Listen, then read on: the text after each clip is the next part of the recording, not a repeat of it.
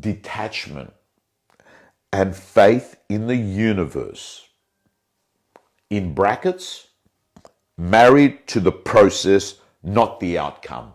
Trust the system. Trust the system. Here is an example.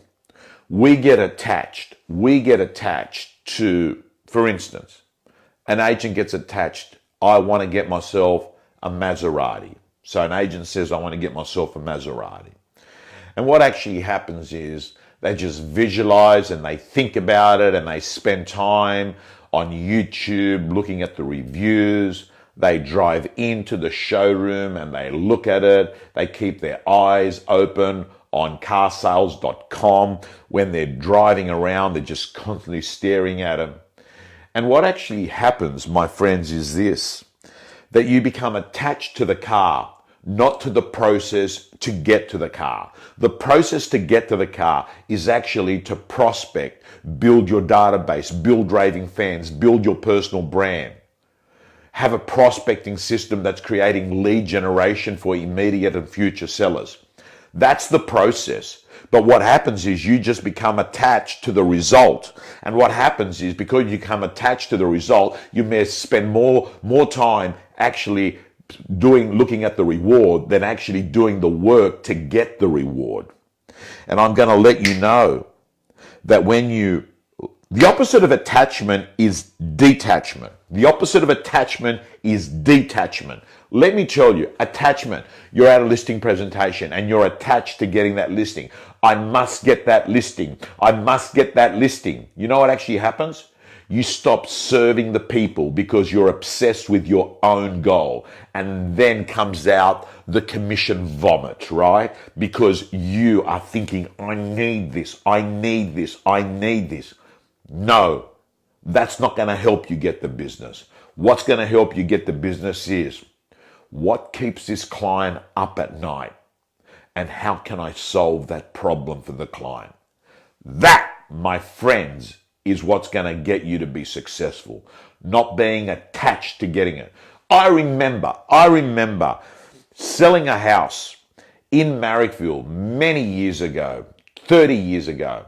And it was a Friday before a long weekend, and it was a second inspection on a property, and it was around, 9 o'clock in the morning, and I was heading off to go to Byron Bay, and I just wanted to get in the car and drive to Byron for that long weekend. And I'm showing the property, right? And I'm not attached to getting this sale. I'm actually attached to getting out of that inspection quickly and hopping in the car for the big 10-hour, 11-hour drive back then to Byron. Because I didn't want to, get there really, really late at night. So I just wanted to set off at 9:30. And I'm sitting there inside this house in Marrickville. And there is the buyer with the buyer's parents. And they're looking at it, and they've been there for 20 minutes and 30 minutes. And then they come out, and I just say, listen, guys, great, I'll leave it with you. Let's talk on Tuesday next week. I've got to head off now, and we'll take it from there. And they look at me and they say, but we like it.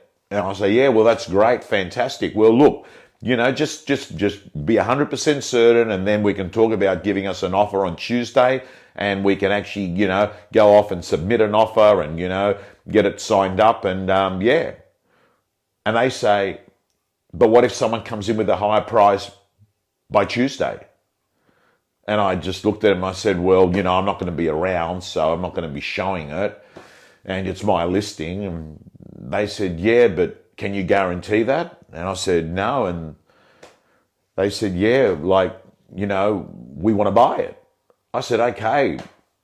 And I'm thinking to myself, I'm not even trying. And they're begging me to buy the property. All I want to do is leave and go to Byron Bay. But they're sitting there, and at one stage, I just said to them, listen, guys, I'm sure no one's going to come in. And the way I look at life is, if it's meant to be, it's going to be yours, right? Because that's what buyers were telling me all their lives. So I was waiting for the opportunity to say that back. But, I remember that story, and that property sold, and we got it wrapped up. And I can't remember, exactly when and how it all happened, but I do remember that they did buy it. And the point I'm making is this. When you're attached to something, when you want it, when you've got need for it, the other person has more power. Think about it. It's one of the basic laws of negotiation.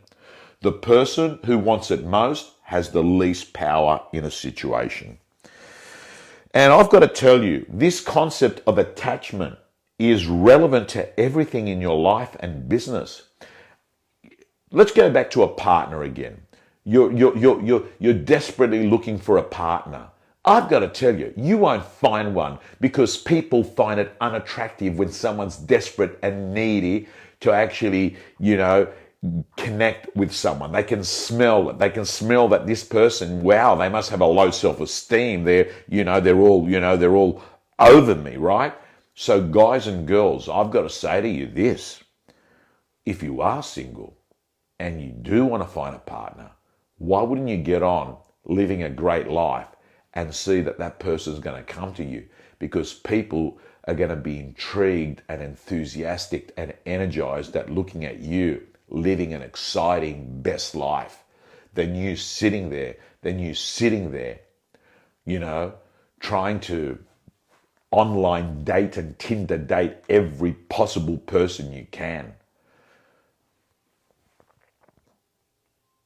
So gang, detachment, which is a paradox because everyone's brought up thinking when you're attached, it's better. Detach, let go, as the Indians say. Indian Dr. Deepak Chopra, let go, just let go.